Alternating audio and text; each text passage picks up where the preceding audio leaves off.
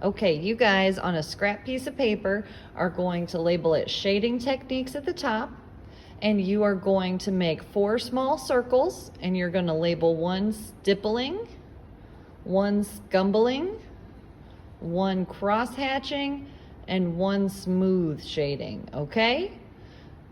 So if you need to pause it to copy this down, you can do that. But you're going to copy these down, and then we're going to go in and fill in each circle with the shading technique. So the first one, stippling, is just shading with dots. All right, you're making lots and lots of dots.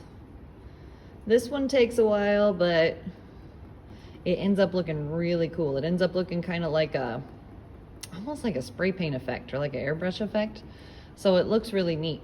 Now, the more dots you put closer together, the darker your values are going to look. The fewer dots farther apart, the lighter it's going to look, okay? And this one does take the longest, but it looks really nice. So I recommend using this technique for small areas at first.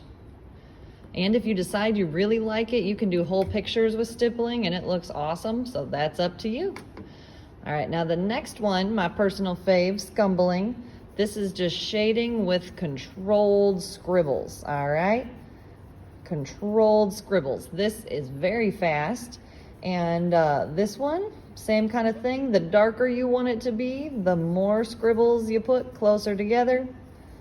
The lighter you want it, the more you loosen up your scribbles, make them farther apart, okay? So that's scumbling. The next one is cross hatching, and that's just crisscross applesauce, making lines and coming in and crisscrossing those lines, all right?